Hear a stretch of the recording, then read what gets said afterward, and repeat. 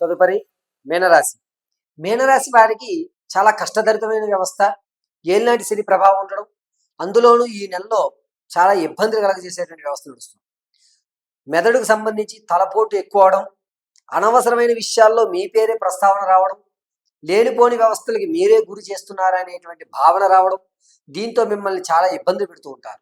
అంతేకాకుండా రాజకీయ నాయకులు మీ యొక్క పార్టీని విడిచి వేరే పార్టీలోకి చేరడం అనేది జరుగుతుంటుంది. విద్యార్థులకు జ్ఞాపక శక్తి పెరుగుతుంది. అనుకున్నటువంటి రంగాల్లో ఒక 2-3 మార్కుల వ్యవస్థలో వచ్చి ఆగిపోతూ ఉంటారు. దేనికి అధైర్యపడవద్దు. ఆగస్టు 3వ వారం 4వ వారం మీకు కలిసి వస్తుంది.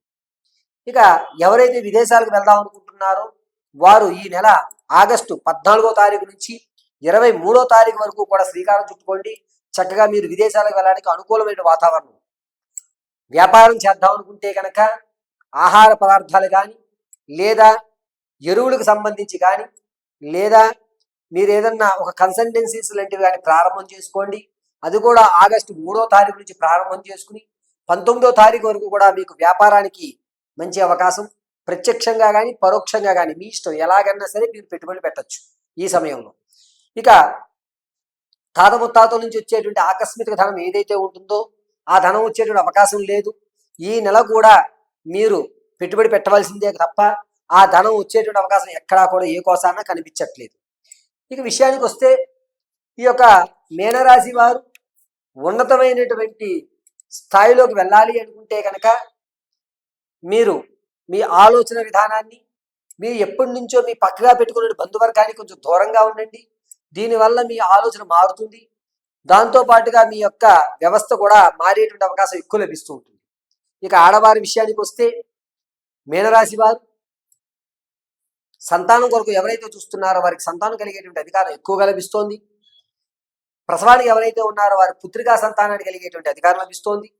వివాహం కోసం ఎవరైతే చూస్తున్నారో ఆగస్టు 20వ తారీఖు నుంచి కనుక మీరు సంబంధాలు చూసుకున్నట్లయితే మంచి వ్యవస్థ లభిస్తోంది. 20 ముందు వచ్చేటువంటి ప్రతి సంబంధము కూడా 1కి 10 సార్లు మీరు ఆలోచించుకునే దిగాలి. ఇక మీనరాశిలో ఉన్నటువంటి ఆడవారికి కుటుంబంలో గౌరవం కొంచెం తగ్గడం, ఏం చెప్తావు ప్రతిసారి ఇదే చెప్తున్నావు అనేటువంటి మీ మాటని ఖేతారు చేయడం, అంతేకాకుండా మిమ్మల్ని చిన్న చూపు చూడడం అనేది జరుగుతుంటుంది. ఇంతకుముందు మీరు పోగొట్టుకున్న వస్తువులు కానీ, ఇంతకుముందు మీకు రావాల్సినటువంటి ఆర్థికం ధనం కానీ, స్థిరాస్తులు కానీ ఏవైతే ఉన్నాయో అవి వచ్చేటువంటి అవకాశం లేదు. ఎక్కడా కూడా మీరు నిరుత్సాహంతో గడిపేటువంటి అవకాశాలు ఎక్కువగా లభిస్తున్నాయి.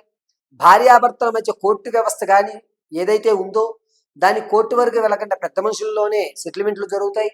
అంతేకాకుండా భార్యాభర్తల మధ్య అన్యోన్యత కొంచెం తగ్గుతుంది. విసుగు అనేటువంటిది ఎక్కువ అవుతుంది.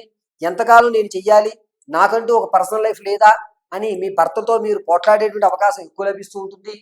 కాబట్టి మీరు మాట్లాడేటప్పుడు చాలా జాగ్రత్తగా మాట్లాడడం మంచిది. మీనరాశి వారు మీ వ్యక్తిగతమైనటువంటి జాతకాన్ని తెలుసుకోవాలి అంటే కింద స్క్రోల్ అవుతున్న నెంబర్ని మీరు సంప్రదించండి. అలా కాకుండా మీరు గోచార రీత్యా తెలుసుకోవాలి అంటే కనుక నేను చెప్పేటువంటి రెమెడీస్ని పాటించండి. మీనరాశి వారు ఆరోగ్యం విషయంలో చాలా జాగ్రత్తగా ఈ నెల ఉండాలి.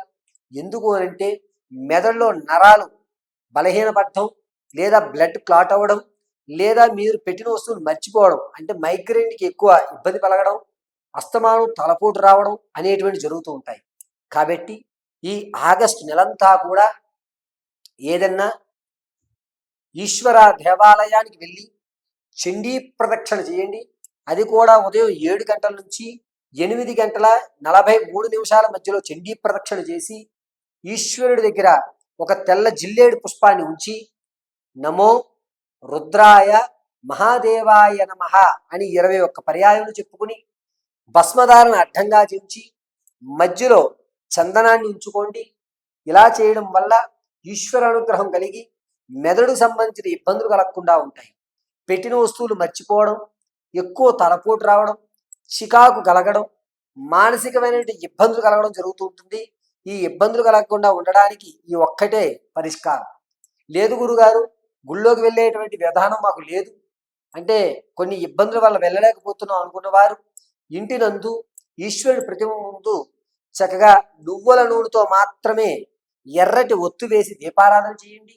అలా చేయడం వల్ల మీరు గుడికి వెళ్ళే ఫలితం లభిస్తూ ఉంటుంది. అది కూడా చేసుకోలేముండి అని అనుకున్నటువంటి వారు, అంటే శారీరకం సహకరించకో లేకపోతే ఇబ్బందులు కలిగిన వారికి మాత్రం చెప్తున్నాను. నమో రుద్రాయ మహాదేవాయ పశుపతయే నమో నమః అనేటువంటి మహామంత్రాన్ని 108 సార్లు నిత్యము పఠించుకోండి. పరమశివుడు మిమ్మల్ని రక్షిస్తాడు.